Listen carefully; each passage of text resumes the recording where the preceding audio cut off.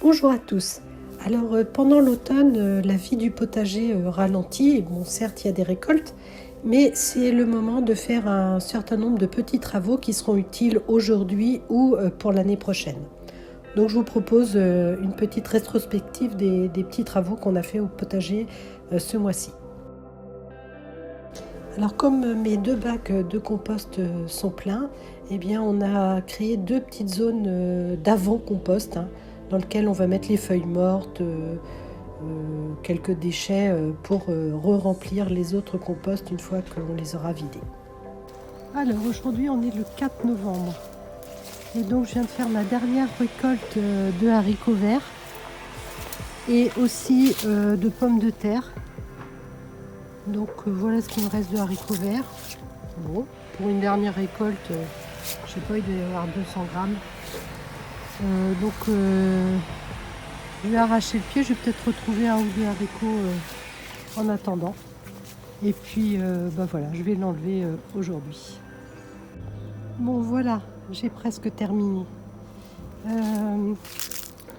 Donc qu'est-ce qu'on peut voir? C'est qu'en dessous j'avais mis des poireaux, mais que comme les haricots faisaient pas mal d'ombre, eh bien ça limite le développement des haricots. La marjolaine, elle a un petit peu souffert aussi.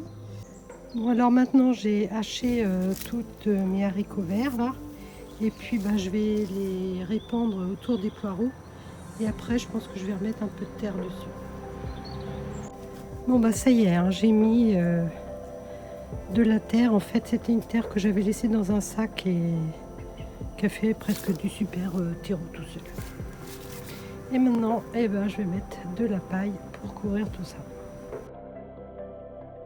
Alors j'ai désherbé mes framboisiers, je les ai taillés et aussi lorsqu'on avait débarrassé le coin où on a installé les avant-compost, j'ai retrouvé 2 bûches, très grosses bûches qui étaient enfouies un peu sous terre et dans lesquelles les fourmis avaient fait leur nid.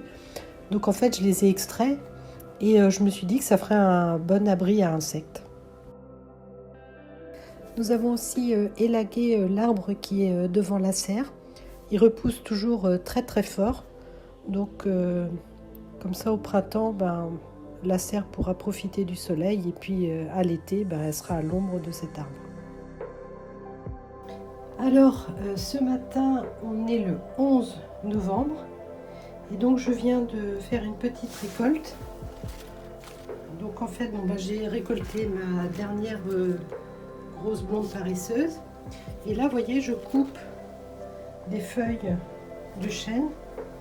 Alors la première fois que j'avais fait les feuilles de chêne, je ne savais pas très bien, je croyais qu'il fallait les laisser pousser entièrement. Et quand elles étaient grosses, c'était gigantesque. Donc là maintenant, sur tous les plants que j'ai, quand je fais une récolte, je passe et puis je coupe les feuilles extérieures, les plus belles. Et puis j'en laisse quelques-unes. J'en coupe à peu près deux par pied. Et là, avec tout ce que j'ai, vous voyez, j'ai toute la moitié du panier qui est rempli de feuilles de chêne. Et donc comme ça, ça me fera un mix de grosses pommes paresseuses et feuilles de chêne. Donc là, toujours le 11 novembre. Donc ça, c'est mon Smidapia que j'ai fait le 8 novembre. Ça, c'est mon semis de mâche verte de Cambrai. Alors, tous les jours, je viens et puis je mets un petit coup de pulvérisateur pour que ça reste humide. Et là, on voit que la mâche, elle commence à lever. Voilà. Ça, c'est la reine de mai qui me reste à planter. Alors, 11 novembre. Donc, qu'est-ce qui se passe sous mon petit tunnel?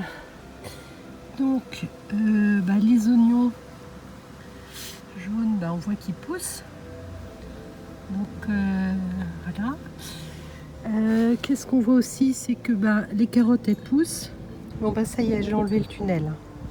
Donc, je vais pouvoir maintenant désherber assez facilement des mauvaises herbes. Voilà.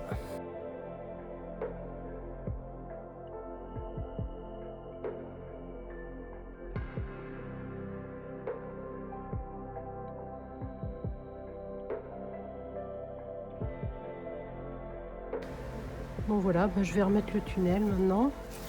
Et puis je me demande si je vais pas devoir commencer à couvrir. Je vais essayer de couvrir parce que l'escarole c'est la première fois que j'en fais. Et donc je vais essayer de les couvrir pour qu'elles blanchissent. Donc je vais mettre un pot retourné autour. Bon alors voilà, j'ai trouvé. J'ai mis mes petites cagettes de pommes de terre que j'achète, que je garde tout le temps. Et ça y va pile dans la largeur entre ma bordure et puis mon petit tunnel. Et donc voilà, comme ça, eh ben, mes scaroles sont couvertes. Alors, on est le 21 novembre et donc je vais regarder si ça blanchit. Ouais, ça blanchit un petit peu. Bon, je pense qu'il faut que j'attende encore. Hein. Alors, comme je vais dans la serre au moins 3 fois par jour, on a décidé de poser des pas japonais pour éviter que je ne marche trop dans la gadoue cet automne et cet hiver. Et pour décaisser sous les pas japonais, on a utilisé un coupe-bordure et c'est très très pratique. Ensuite, on a mis du sable pour stabiliser la dalle. Et après, sur le pourtour, on a mis de la terre et on a ressemé un petit peu de pelouse dessus. Et donc ça y est, j'ai mes pas japonais pour aller dans la serre et c'est vrai que c'est agréable. Pour terminer, j'ai vu plusieurs coccinettes dans le potager et c'est toujours un plaisir à regarder. Voilà, j'espère que ce moment passé ensemble vous aura plu. N'hésitez pas à me le faire savoir avec un coup de pouce ou un commentaire. Merci pour votre visite et à bientôt.